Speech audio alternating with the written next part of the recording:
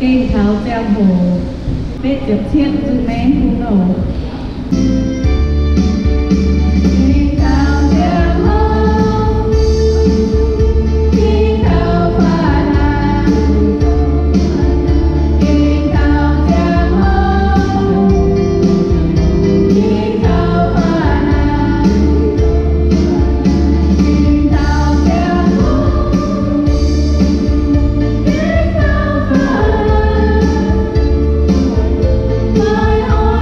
Jesus.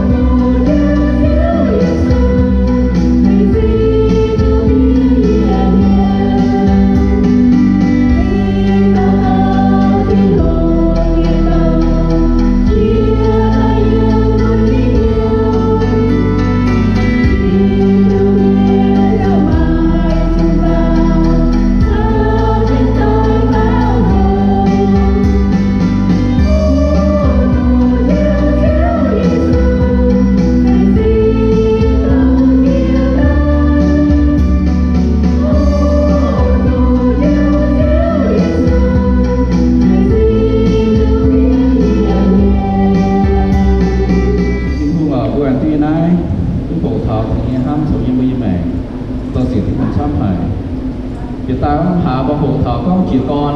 con như cháu chỉ con như mẹ thọ chụp ba như cháu liền năm hà bữa bịa tài với chủ bữa mai cay con bây giờ February này love như măng ở liền năm hà bữa phụ thọ như sâu là con thọ thắm như cháu học mình xin gọi bữa mày như sâu như thôi giờ infrastructure tổng san nhiều mà như thế nhiều bây giờ họ tao hám chụp băng Love our church nó ham bên chụp băng đằng xin thiên hùng của tổ dân nhiều mà mình con số đồ như miền ỏi sủ hám can nhà áo hám kỳ tủ hám chụp băng giao quay chụp băng xía như nhẹ mẹ quay phun chụp băng xin dành tai nín lồng buông nhà lồng nín nhẹ tổ giáo chụp băng quay gió chụp băng phun nín can bên giang lạc như chụp băng máy lay hộp, máy nhào, máy hoài phàng, bà xin dậy nhẹ mà làm, máy làm tan tỏng như chụp băng ở, lỗ hào hỏi bằng nghe, vua sẽ nhú sở hát với chụp băng ở, vua sẽ nhú sở hát với chụp băng mẹ ở, vua ta tao yên lá sẽ như suy miền, xiên như suy miền bên tay nó làm chụp băng miền, yếm mà nó sẽ hổ yếm với nhẹ mẹ ở. Vua chúng ta sinh trái là có non chơi sẽ như chơi non chụp băng sẽ như chụp băng nhà vua ấy yêu với những mẹ vua tôi cái chân hùng là con mai sang hồ tung với chi lệ vào ở với chi lệ vào con ok yêu quân vua để zoom miền vua chụp băng miền vua như mua tỏi vua như tổng miền vua như dẻo tỏi như nó lùng chia nhém xiên như miền con quân sinh nó với con chia xe chụp hùng cái nhà chia hám chụp hùng tạo hám ở vua thì clear vua có vua lục thì hiu con quân sinh lục thì con vua sẽ bị tình hùng như mẹ bảo là nó sẽ kiện có thật vua ta có nó chụp băng nó về mình chụp băng mẹ vua ta quân thôn thì nó bằng kia thì hiu con vua sẽ bị tình hùng như mẹ mẹ nó quân sinh phải thở mà những người mà những lễ họ là thiếu thật như mẹ họ is in transcending to life họ là thiếu với mẹ họ nói dân thật như mẹ họ có vua hám tình hùng có một ham tình hùng, giờ không có gì ham nó chụp băng cái lọ, những cái ham nó chụp băng này, giờ cái ham sẽ đi xuống hải cái lạnh sinh nhiên hải, tu nhiên thật sự bị xíu, cái lạnh sinh nhiên hải nên tại những cái sản trả về gì, bố con từ cháu dân bây giờ suy suốt rồi, con từ cháu dân bây giờ bèn suốt, và con từ cháu skin quân chính có bố skin xiên thùng như miền phải, giờ skin ham thì thùng như miền như phải con bút kinh ham của con bút bèn suốt tầm nọ bút kinh ham chụp băng bút kinh ham thiên hùng bút kinh ham chơi sự kinh lãnh sinh ninh như bây giờ mẹ vua sốt suốt tại như bây giờ mẹ quân miền tây quận quân băng cái miền tây quậy ở tôi hiếu quân bút chụp băng tỏi ở tôi quận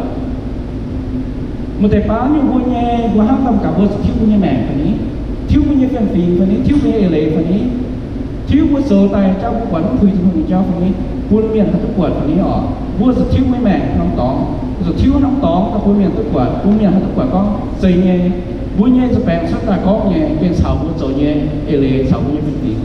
phải hăng tỏi vua nhẹ rủi con nhỏ vua nhẹ hiếu vua máu hăng tâm tạt tàu vua sẽ đi xuống miền tạt tàu nhẹ nó chụp băng vua hám chụp băng cũng sẽ là bướm dầm này bướm hám chụp băng là bướm dầm nóng tóm là nó chụp băng bướm ham thiên hùng là vườn cũng rồi thì nó sinh thiên hùng phải thiên hùng mà hắn nói mà thầy pháp cũng bùa ham bùa về chế thì hoi người ta sổ lại phải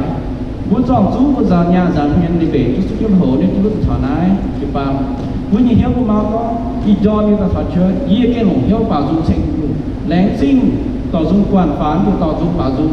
lý dâm thiết và những cái sự bảo vui nhà lồng hiếu bảo vui yến nhé không bảo bùa ta thọ nái ta cũng nhé nhà bùa bảo vui và cũng tạo xuất soạn phải nhẹ nhàng cũng không làm có họ nói bấm tụi con nó tại cho bèn thật cái gì vua ta thà ná vua nhìn máu kéo bền xiang vua ta cả có y ho như ta thà ná như sinh lu y cái bảo dung hồ như sinh lu y cái sự bảo dung hồ như ta thà ná tụng nhẹ nữa vua ta thiếu thì cho vua nhìn nhớ vua máu vua ham thì vua sẽ to còn xuất rồi xuất thật xuất là cũng nọ kiện số thật xuất là cũng mà mà dùng phá vua nhìn chụp bằng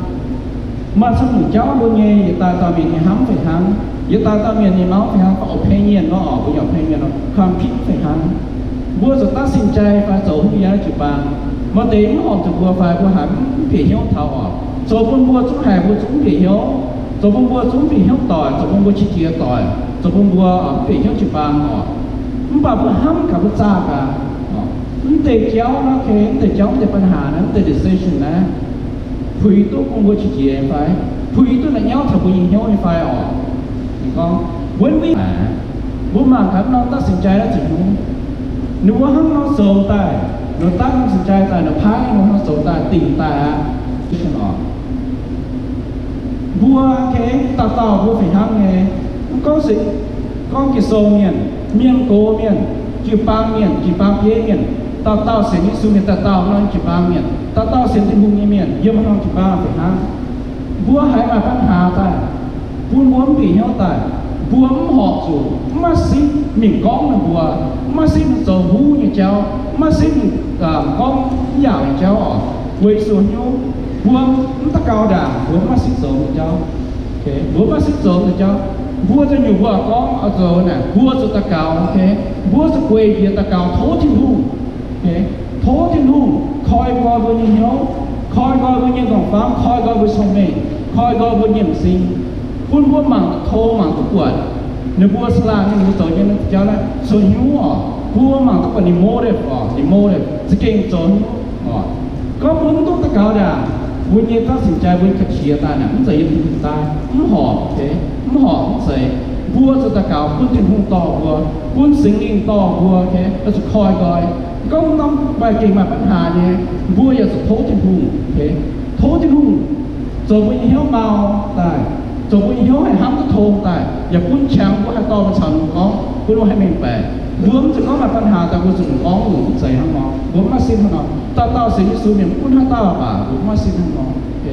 บัวจะตะเกาด่างปุ้นถึงหุ่นต่อบัวปุ้นสิงต่อบัวไม่ซ้ำหนึ่งบัวบัวมันวีต่อยอ่ะบัวมันปีเข้าต่อยป่ะบัวมันวีบัวมาซ้ำหนึ่งก็บัว disagree ต่อยอ่ะโอเคบัวสู่ handle โอเคบัวสู่ handle 那 situation 你ยิ้มอ่อยเห็นผีเจ้ายิ้มอ่อยฉันว่ายิ้มฉันว่าปวดไปห้างอ่ะยิ้มสุดส่วนหนึ่งเป็นอย่างนี้สุดของตัวอ่ะของตัวโอ้ตอนนั้นหนูตัดสินใจนะฮะว่าเราน้ำหอบถึงที่มาแล้วอ่ะมันส่วนเป็นก้องมาก้องมาผู้ฟังชิเกียอ่ะไม่ทานรู้ตัวชิดตรงชิเกียเจ้าเรากระเชียนเจ้าก็สอนบัวต่อเต่งเจ้าน่ะน้าบัวใส่ห้องเราโอเคบัวสุดกว้างบัวสุดสานก้องน่ะมาให้ผีเจ้าผีเหี้ยวกว้างกว้างผีเหี้ยวน่ะบัวสุดกว้าง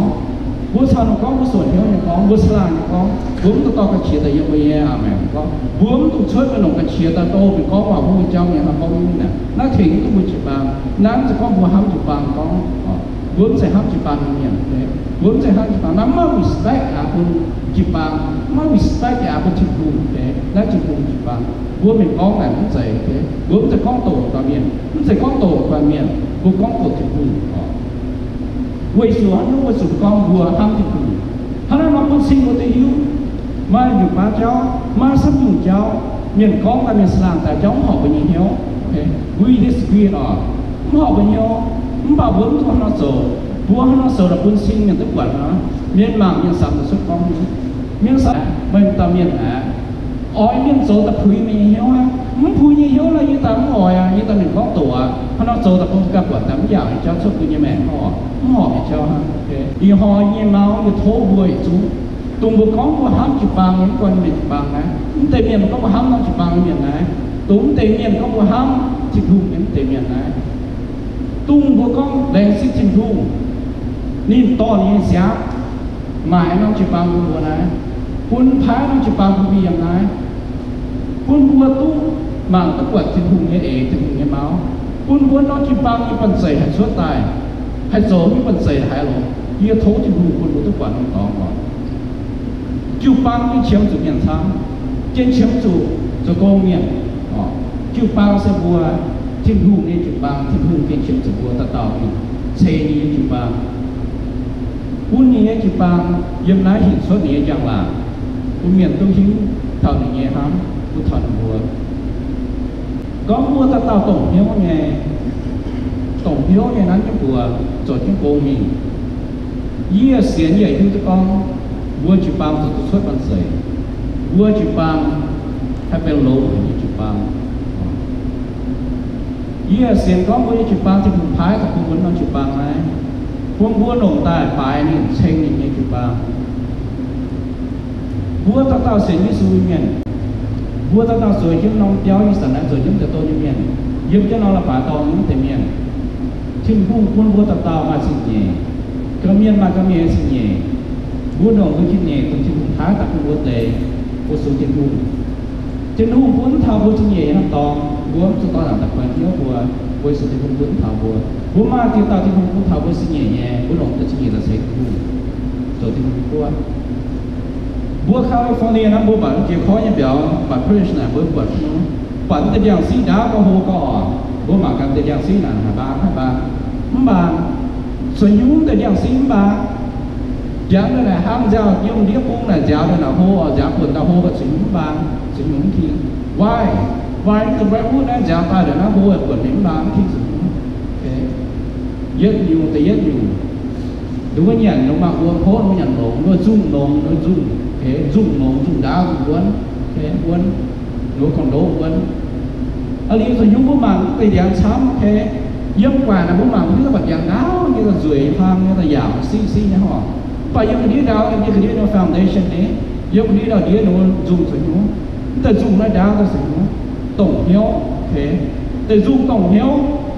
ta dạng xí nó tổng hiếu nó kích cho tỏi cái đĩa làm quê mà nó dùng là kích cho tỏi nó là nó tao kích nó dạng kích cho nó dạng kích cho nó thể dùng cho nó giảm cũng là giảm quần là hai quần nó khi nha quần nó ba mà vui như chụp ban là phải ham nhiều cũng còn làm cho con tài vui như con đố vui như foundation ở vui như foundation là những chữ isu nhá vua ta như foundation vua ta còn đố là phải ham gì tụi con một sự đam mê có một sự isu đam mê có một lẽ trên không tài của quốc tế vua như con đố phải ham gì nhá nhưng mà nó còn đố tài mà cả vui như dùng phải nên ham thì dạng dùng phải ham phải vui như dùng một sự đáng nhất của phải ham thì dạng là tiêu nhất tỏi kích nhất tỏi để không có quân giáo vượt hết khi họ bữa số hàng tới điểm là bữa số nát cái bữa giờ linh quan với sinh lý nhưng bữa giờ nhau này bữa giờ xem phim ta xem phim là số nát cái ta là xem phim buôn điểm buôn lúc giờ hai giờ kia giờ chủ tập buồn buôn hai ba họ bữa số hàng nó buôn như nhiều hàng tới điểm sinh buôn như này họ buôn như bữa hiu có bữa nó chơi thế chính hùng bữa có quay lại cái bữa sấy nó chỉ ba mà nó chỉ ba cái buông dậy cái buông qua miệng dậy không nó buông bền có buông số mai nó chỉ ba là buông dậy bền là buông dậy mau ta thế ta tháo với ta quản nó tòng ta chứ buông quản nó tòng ta buông qua số chứ mình thế buông quăng cái chỉ ba cháuปัญหาเจ้าโอเคไอ้ยี่ปวดยี่เจ้าแล้วบุกองโอ้บุญจีปากวางแต่เจ้าซ้ำหาในเย้าหายยี่ห้ามแต่ตุ่มยี่ตุ่หิวตุ่มยาใส่จีปังนะบุญเย็นแต่ปัญหานะไม่ยุ่งยาโอเคไม่รับหัวยาปัญหาโอเคเมียนจากยี่จีปังมันใส่เมียนยี่จีปังมันใส่ตุ้นว่ามาจีปังน่ะเรากว้างนะปัญหากับซ้ำเจียกับซ้ำเจียนะกว้างไว้สุดซีดีเจ้าไว้สุดดาวเจ้าไว้สุดซ้ำอยู่เจ้าตาออกvui như cháu nó mai cái phụ nữ mai tụng nói không hề nha cái tụng nói không hề cũng bơ có mà chỉ có nhà tụi mà tại tôi ta nó chẳng hay ăn lò cũng hay tốt hiện nay là nhưng mà thế chứ nó to này đâu mảng tao chỉ dùng mai áo mai chỉ dùng cùng cha cùng trộn cũng chịu bà phải ở nhưng để cháu phải đố mai lái tốt rồi lại nhau cháu rồi mảng nó đôi rồi có sắm cọ để cháu vui chỉ ba có xe đâu về hang nghe quê quê sủng miền sổ vui chỉ ba nhà nó cào là như chụp băng họ, con như chụp băng thế, như chụp băng sẽ bao nhiêu thắm thì hăng yên nó hăng làm chụp băng miền mà xăm nhé, giờ bao lồng như miền hay như làm chụp băng ha, hăng có gì phải hăng làm chụp băng, bây giờ lồng như miền như làm chụp băng mà, nó chụp băng hay số chụp băng rẻ hay số chụp công gì, hăng có gì phải hăng như sửa cho nên chụp băng bây giờ số chụp công gì cũng, bây giờ phải hăng như con chụp băng mà phần rẻ, phải thấy lúc xong những suối hắn có hoa bố thề là chẳng thấy được cùng mà nuôi hiểu thảo thề nó có bố thề hay thề cho tụi mình sẽ thề suốt bố giờ thề nó chỉ bán bố cho mình nhà phụ họ bằng bằng số tụi mình sẽ suốt nó chỉ bán nhà hai ba miền thật ra ý này rồi như nó sinh đủ không có như toàn người ta thấy sinh ta thấy rồi như nó sinh đủ nó mình thấy rồi quăng gì thế mình thấy nó rồi thì quăng gì không có như tài thật chứ rồi bài có như ta thảo rồi những cái tôn ta tao miền của ta tao miền ta soi bài với tao tập quán gì mà phía ta soi bài với tao tập quán gì mà không muốn ta soi lại bài muốn ta khủng với nhà nông tòng mẹ muốn ta sáng sủi cái nông tòng ta mai miền sủi chứ mẹ non chụp bằng bên hám như chụp bằng mà hiểu đáo như chụp bằng hám thiên hùng như bằng hám có như xe hám thiên hùng như xe bền tại miền như có như xe hám thiên hùng như miền hám có như xe hiểu đáo như miền thế như chụp bằng sẽ bền không ngon quay xuống nhú chụp bằng sẽ không bùa tập bùa sủi tôi quá mà tập bùa sủi này bùa có một bên hiểu đáo hiểu lộn như miền há táo bùa có sủi là chụp bằng miền bùa bền không ngon bùa tạo xuất không ngon bùa tạo không ngon hắn nói gì hỏi nói miệng tổ bút có một con tổ bút sẽ bèn dùng con cô nói như chụp bằng gì hắn thì luôn hắn không bảo bút kia sẽ sổ trong suốt mình họ quay sự cái hắn là chụp bằng cái trái hay như chụp bằng chim hung như lồng đi mè lồng đi xé mãi nó chụp bằng là bút sưởi cái này không bảo chim hung không bảo bút chụp bằng chiếm cái chiếm sắm chủ chụp bằng chiếm chủ sắm chiếm chủ của ma ta cầu nha bùa ta cao như miền ta tàu với chụp bằng miền bùa tàu học ta cao rồi nói chụp bằng câu à có trận chia là quân trang xiển với su trận chia này nếu mày không hấp thì cùng nếu bây mày không hấp người giảm tiền cho su nếu kinh hấp này đối thì nếu bùa sát sàn ta cao sao thì cùng sống cái chuyện chia là hấp muốn lộ hoi là một bài nghĩa đáo nhưng mà tụi con một câu một bài bị đáo nói tụi yếm là cái chiều soi nghĩa đồ như là tụi mình đi đọc thì nghĩa là đáo nhưng bộc thì nào lộ hoi như nó tập trung là không ngon có những tố là không ngon không thấy chuyện chia này mà hám thì mình còn này nếu vua bên ta cào ấy còn nếu giang con thì cháu là cháu bụng gì nhiều quá cháu bụng gì nhá cái cháu bụng gì nhá quay sự hám thì rất sẵn những cái cào không có hết đâu miền có đủ có ố đủ quá hát mà chỉ buồn quá hát sợ ta cầu nhé đúng số bằng hả bằng đủ thì cháu đủ ta cầu này bột chứ mèo búa giờ sửa hắn lo búa ta xả là chỉ giống cho cháu búa ta xả là ta cầu búa như cháu thì cháu giờ phải hát một bột gì mèo giờ thố búa ta cài xuống mình hỏi nó chúng ta là miền búa ta to ta cầu cháu dân búa như này búa chứ búa như này nó nói trong hồ búa ta cầu với búa chụp bằng tập cầu với búa chụp bằng miền ta cáo về với chụp bằng kia ta cáo về chụp bằng miền ta tải xuống quân được bố mà trên không sống mình thành bố dương quân được bố mà trên không chát thành bố dương quân được bố sầu như cô sầu như nhiều quân được bố hạt sầu tụi mình quân được bố như máu như đánh nhau chụp bằng chảy nó chụp bằng quân được hạt sầu tụi mình bố hay ta cáo bố thố trên không chảy bố nó chụp bằng bố nó chụp bằng sầu đi lô bố hay chụp bằng bố hát ta cao về bố chuối dành cho bà họ này bố nhé là bà họ phải sang bố đâu mà xong men bố đâu hay ủi bố đâu mà nổi hay ủi chim hùng nghe là hỏng để phải chuối bố đâu có hô taอยากbố đâu mà chát nghe nít phát thành hùng ở ta sau là bài xem thành hùng ta có bố đâu hô tè lấy bố thành hùng mà ta sau là bài mà ta chụp bằng cũng sẽ hăng ngon vua su ta cáo cũng bố thì tao chỉ bao nhiêu tôi mà bèn tệ quân nó bố như bèn rồi quân nó mà cháo quân nó hay thật thứ năm chỉ bao là sản xuất sinh quân vua ta cáo quân vua như chỉ bao quân vua hai mươi nhà hay quân vua tổng điều hay quân vua lồng biểu lồng số như cái này vua mà cáo vua hát mà cáo tung vua ta cáo hát ta vua chỉ bao nhiêu ta phải hát một quang trình tự do nhưng nó chỉ bao nhiêu thì hắn nghe tung có quang sự khấu nạn như sông hồ quang sự bèn phầnนี้quang sự mai côn phầnนี้quang sự mai nhận khâu sông hồ phầnนี้rồi vua rồi nhú vua quỳ kia vua sinh bỏ vua ta cầu thốt trên vùng á quỳ xuống xuống nhú để cho quỳ xuống để cho để kiến vùng vua vua nhiên qua phun vua nhiên tông miền vua nhiên phục chuối vua nhiên mua tỏi vua bèn vua quỳ kia vua nhóm trên vùng và thố thì không thành là có sự quay sự bốc bắn để cho để kiến quân vua phải ham như vua giờ sự quay gì quân vua nó chụp bằng là sự kiến quân vua là sự quay gì thố thì không ta cáo thố thì không nhiều ham vua thố ta cáo thố thì vua nhiễm thì không không liên vua tụi quê những hoàng tỏi chân chửi quá vua giờ phải ham là sự quay gì nhiễm thì thố vua thố thì không tụi vua chụp bằng chiếu chụp đồng này quá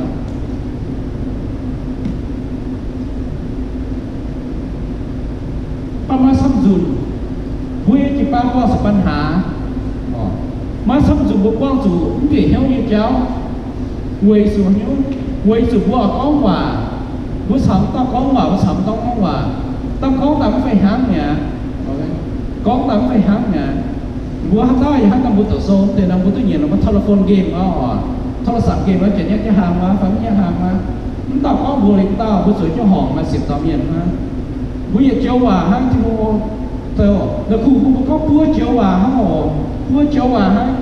มันภาษาเส้นหวยก็เราเนี่ยก็มีก็เพี้ยนเลยก็มันอยู่เนี่ยสิบต่อเมียนแล้วบัวเจ้าว่าฮะช่วยเกียร์เนี่ยบัวอันเย็นบัวอันเย็นเจ้ามาเสกกันมันแต่ยังต่อก็มีแต่เย็นต่อตู้แต่เย็นต่อเป็นถัดฟ้าต่อรอทับเนี่ยta phê ta dạy cuốn này mẹ mới thật sự nhận ta nè đảng ta con tập như nào mà được con xuân này và con xuân nọ quỳ rồi con yên thành cháu mai xong như một trăm sự sám hại cái chia như cháu thì cũng như bùi nhện hiểu bùa sa tàn cho lình lại đổ cho bùi nhện chàng khen như bùa sắc cái gì mình có vào bùa sắc cái gì mình có tổ chụp bằng bùa sắc cái gì mình có tổ chụp sẽ như su miền bùa sắc cái gì mình có tổ chụp bằng kia chụp bằng miền họ bukannya toy, bukan yang nak cipang, facong cipang, facong nak cipang kau. Bukan ni sumian kau kau bukan sih sumian. Bukan tu zon terjauh, mana kadang hiu citu nak untuk sih sumian. Bukan tu bukan cipang, kau tu bukan sih sumian. Mana kadang hiu citu, yang mana kau ay, bukan satan kau hiu citu nak ay, mana? Bukan sah, bukan ham kau bukan pamke nak. Bukan tu cuma hiu, bukan tu zon. Tung hiu tu cipu nya teh, nu tu lo jeปัญหา lo chứ tổng này cho hấp dẫn trả sáng cỏ cho to tại con tổ chụp bằng con tổ sĩ Giêsu miền này nhưng để cho bền dẻo á bố mà cái Giêsu đi gì đó bằng kia rồi mai chia tao con nữa ô sĩ Giêsu sẽ tiếp tục đi miền chia tao cũng sẽ những lo chứ nào cũng chứ chữ quý sản chia cho Giêsu con ăn chiều hoạt thép to là con to là tao tỉnh nó bữa như bằng kia chấm để cho nó sáng bữa sống để chấm bữa số tập bữa sa tàn được bữa cha tôi cũng được bữa cha không bữa hám mà cả bữa sa mà cả bữa hoang thế có bữa như áo và bữa như gỗ ở bên sa còi suốt cái gì mình chun bữa như mình tàu bữa sau bữa như nhà mình tàu mình chun bữa hại hả bữa nào hả bữa yếu ở bữa mà có sử dụng như mà lộn cái gì mà giàu nha, như mà giàu nha, sử dụng mình chun lộn cái cháu còn chun ngoài cháu gì ha, số bữa cắm thì hiếu tỏi ha họ, số bữa cái hoang thì hiếu tỏi ha, mà chịu thôn tỏi cháu ha, nó sẽ sống muôn được bữa, nó sẽ sống muôn được bữa, phải háng nhỏ có bữa sẽ đi su miền, bữa suốt miền đâu cũng có nhỏ cháu, bữa muôn tao, bữa muôn chụp băng lại tao, chưng hung như chụp băng, thiên hung trái hay chụp băng miền Tây của chụp băng cho vướng sầu của tao, vướng sầu của tao. Paulo nên các cái cháu miền đám miền đám cái điều điểm miền nó sẽ Giêsu miền hát miền đồ Giêsu con Paulo mà sử dụng số tổ yếm mà xuống tại yếm rồi chân hung này dân nhất quả chân to nhá nhưng mà Paulo nó miền Tây này nó miền số tổ nhá nó miền đồ quay xuống số tổ này nghe miền như thế nào nó tự nhiên như chụp băng phải háng nghe có bùa to na đám như nông chỉ đám mình bùa to chứ nông đỉnh số na phải háng nghe bùa số cũng xuống tây miền quay xuống tây miền nó chụp hùng như miền tây miền chụp băng bùa số cũng chụp hùng nó không loปัญหายังมือเอ้านี่แม่ยังมือใส่โกนี่แม่ยังมือใส่ก้อยแม่ยังมือห้องต่อยเนี่ยคุณอยู่อ่ะบุคุมบังปัญหาคุณซิ่งปัญหายังมือช่วยบูสเก็ตทุกปัญหาเก็บทุกปัญหายังมือช่วยยังมือห้องต่อยยังมือยังโกยังมือใส่ก้อยยังมือเอ้าแม่phải háiยังมือจุดบางบุคุมล้อปัญหาแต่คุมมาปัญหาแล้วน้องจุดบางมันใส่คุมมาปัญหาเมียนตะสวยนะฮะมันใส่คุมมาซุยเมียนตะสวยนะฮะมันใส่คุมมาชงเมียนก่อนเมียนตะสวยนะฮะมันใส่คุมมาว่าเมียนไหนเยอะห้ามทุ่มเมียนสวยนะนู้สวยนะสวยนู้นู้สวยนะสวยมาหิ้วก็จิ้มพุ่งพุ่งเนื้อบัวให้มาปันเสยพุ่งเนื้อบัวยังหิ้วพุ่งเนื้อหิ้วให้มาห้ามถึงจ้อมาห้ามทุ่มจ้อนู้ให้สวยจะนั้นก็จิ้มพุ่งให้จ่านู้ให้ตอนก็พุ่งของห้ามถึงจ้อแต่มาเนี่ยมันจะบางแต่มันเขาอ้อพี่โป้โฟร์พร้อมครับก็พุ่งสู้เมียผมมาปัญหาสวยจะไม่ปัญหานะบัวเยี่ยมน้าเนี่ยโอเคบัวเยี่ยมน้าเนี่ยผู้ฝากกับชิ้นตองเนี่ยโอเคผู้ฝากกับชิ้นตองเนี่ย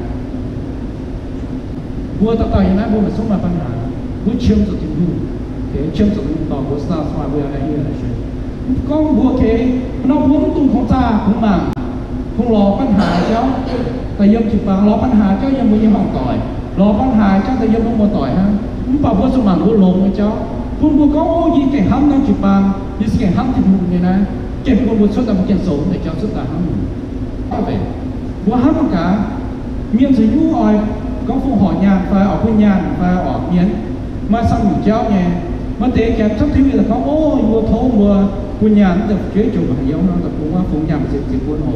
ไฟมันต้องสุดโตเมียนสักทีวีแต่สุดโตอย่างโอ้โถบัวฝูงห่อยานแต่ผมคิดช่างปุญโหจะยุ่งเมียนอ่ะปุญญาตั้งแต่ว่าจะยุ่งเมียนก้องเดียวเมียนสุฝูงยานปุญเว้ยส่วนนู้เสียงก้องเดียวเมียนนั่นโจยังเจ้าโจตัวช่วยเทคตัวหนุ่มบัวหน่วยเอาเป็นมาปุ่นฝีหางเนี่ยปุญญาจุดบางก้องบัวอยากฝีหางเนี่ยก้องบัวเสียนที่เราจุดบางบัวเสียนถึงหูบัวอยากฝีหางเนี่ยสปอร์ตบัวตะเกาสปอร์ตบัวตะโซลาร์สปอร์ตบัวยืดสิ่งเหยียดที่หูบัวไม่สิ่งเหยียดบัวสปอร์ตบัวแทงอย่างนี้บัวสปอร์ตไปจุดบางบัวมันยาบัวสโกบัวจะสปอร์ตไปจุดบางบัวสตัวนี้ฝีหางเนี่ยหางก้องบัวการสปอร์ตไปจุดบางบัวหน้าเสียงก็บัวหางก้องบัวเสียงมาจุดบางบัวหน้าก้องบัวเสียงที่หูใส่ออกไม่เส้นใส่ออกไม่เส้นอย่างนี้ก้องบัวหางเนี่ยจะเยอะเลยที่สปอร์ตเนี่ยแบบบัวที่โซที่หนังเราไม่เนี่ยไม่เส้นนะปีเท่าtiếng à cho bùi nhẹ phù hộ những cháu và bùi phù hộ bùi nhẹ cho chính nhà thì sẽ bùi sang hồ với sẽ phù hộ với sang hồ sẽ phù hộ với song mê thì bùi mà song mê sẽ phù hộ với chát thì bùi mà cha sẽ à ý bùi mẹ mà cho những bùi sẽ cho những à như này mình bảo bùi hiểu tất cả bùi sẽ như su miền bùi sụp hoàng thì bùi à sụp hoàng này nhé hòa cái ni hiểu hoàng mà bùi kêu sụp hoàng rồi không hàng ta bữa tôi hiếu ta bữa chị con bữa nhà mẹ ở số 5 nè thì họ bữa chị con có bữa hám họ thì họ bữa chị con tiền có bữa hám bữa chị bằng bữa hám bữa chị bằng họ nói bữa kia số xuất tại hiện xuất tại bữa kia số 5 bữa chị bằng thiên thu thì bữa mà những con sông bể thiên thu thì bữa mà những con sợi thiên thu bữa mà những bữa kia số nông ta xây bữa chị bằng rồi xây thì như chị bằngจะใช้ในใจของจุดบางแกในใจของเสียหมายจุดบางนั้นบุญแกจะใช้ตัวช่วยบุญแกจะทำจุดบางไว้สู่ไว้สังเกตทำได้จุดบางแต่สิ่งที่พูด thành sinh trước trên hỏi cho nó trồng báo cả hai lai du siêu giang xây siêu